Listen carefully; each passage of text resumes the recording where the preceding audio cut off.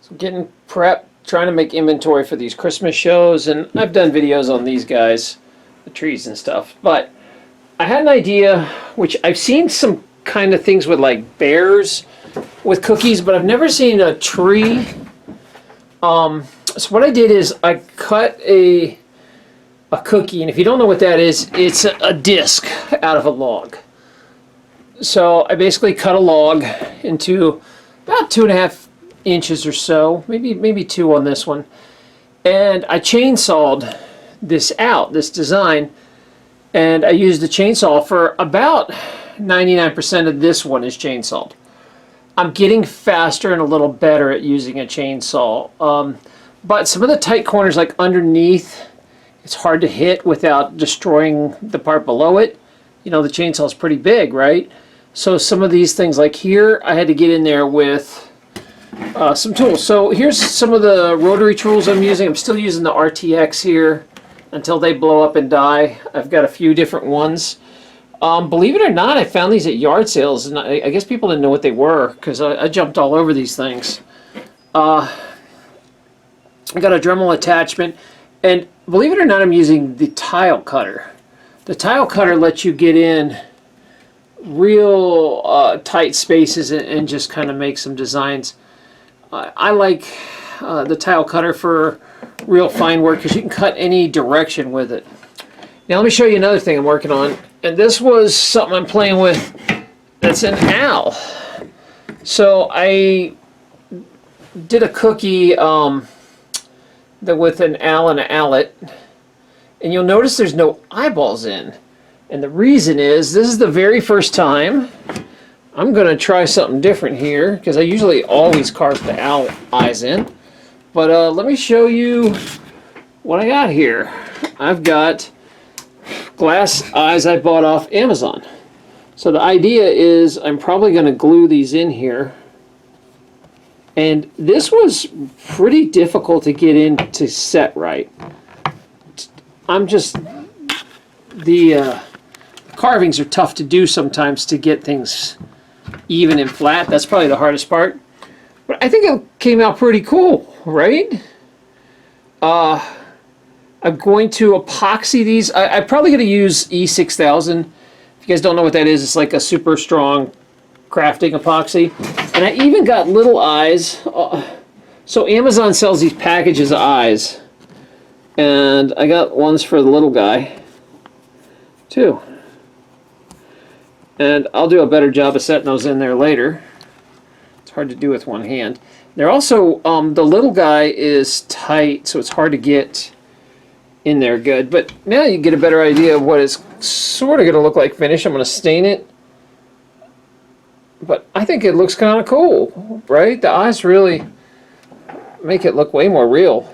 This is the first time I don't know if I feel like it's cheating to use. Normally I carve everything, right? I don't know. What you guys think in the comments? Is it cheating using other eyes? Or should I carve this and painted those eyes? Believe it or not, it was the first time I've used it, so I thought this would be way faster, and it was way slower. I had to figure out how to get this cut in enough on the eyebrows. Like, if you notice, they're tucked under the eyebrows, right? And the way you do that is you actually have to, I got in there with, again, the tile cutter, because that's a very tight squeeze to make room underneath these things. And then I will show you, I used an aluminum burr that is a square burr. It's like a cylinder. And what you do is you go down and you just smooth all this out and tunnel it until this burr was a lifesaver. Because once I figured out to use this one, the eyes worked. I was trying to use all these different burrs, and that one was the ticket. So if you guys are going to try this, get one of these cylinder burrs and just go straight down and just keep circling. It worked really good. So there he is, one eye. That's I know someone that takes care of horned owls, and one of them has one eye. So there you go. That's for you, Dixie. Check it out. All right, so that's what I'm currently working on. I am running out of nice weather. Surprisingly, The weather's been really good here, so I'm going to get outside as much as possible. I'm trying to avoid actually dirtying up the shop because, you know, I don't have a dust collection system. I just have this vacuum. So I have to stop, vacuum, stop, vacuum, stop, vacuum. I haven't quite got a table set up. I'm just using like a folding table. So hopefully within this year, I'll get a proper system set up and I can speed up a lot because you wouldn't believe how slow it is when you have to, especially this. This is fresh wood where it's all shaggy and furry. So you have to stop every few minutes and vacuum and stop every few minutes because you just can't see what you're doing anymore. So let me give you some advice on this though. I would have done a lot more with the chainsaw if I could have. I did not do enough. So when I came in here, it took forever to carve this in. I regret this design, having the owl tucked in on the other owl. I think next time I'll separate them more. Because I thought it'd be cute, you know, like the baby snuggle with the mom. But it ended up being a real pain in the butt to carve. So I you know, live and learn. This is my first try with this. I think it's like the cookie idea, you know, you're limited because I only have, this is probably 13 inches. I've got some that are 18, you know, but it's easier than making a slab. Like you know, you're not cutting down the log in a grain. So I think I could do this, and I'm not sure if I should mount these or just sell them as wall hangers. So you guys give me your opinion. Thanks for tuning in. I just want to keep you an idea of what I've got going on. I'll keep showing you stuff later. Alrighty. Oh, yeah, I didn't even show myself. Hey there. I'm coming best from working. But I'll see you soon. Also, I always give a plug for Jordy Johnson. His page is Carving Fusion. I learned like 95% of what I do from him. And, you know, you got to start somewhere. So you just try, you know, watch it. That'll give you the skills and the idea of, okay, this is maybe how I do an eye.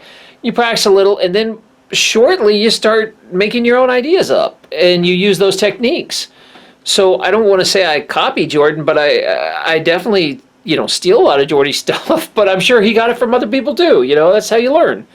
And eventually you will get your own rhythm, like, oh, I like making trees this way. I like making stuff this way. I spin off all the time and make just weird stuff because I think it's fun. But you got to give credit where it's due, and I really appreciate his help. So go check out his channel, Carving Fusion. All right, see you next time. So I haven't quite finished this one yet, but I might stain it. I haven't decided, but unfortunately I already glued the eyes in, so I don't know if I can stain it. Have to be real careful. It might just go all natural like this. And I did a Christmas tree that I used a green stain. Jordy recommended this, and it worked really good. Like, I didn't want to paint it because I think that's kind of just too over the top. I wanted it to still look like wood. And this came out pretty bright, actually. But I think it looks cool. So here's another one I used the green dye on. Now that's hawthorn. Oh no, excuse me, hemlock. This is hemlock. And I did a little darker shade. And then that's white pine. And a lighter stain, but it's the same powder. I really like it. It's pretty cool stuff. All in all, I like this cookie idea. I think these will make good wall hangers or maybe door hangers. And at Christmas, I think I will put some bows around these and reef them up. This is an idea of what it looks like before it's stained, after. Get a little gist of what I think the green really makes it work for Christmas.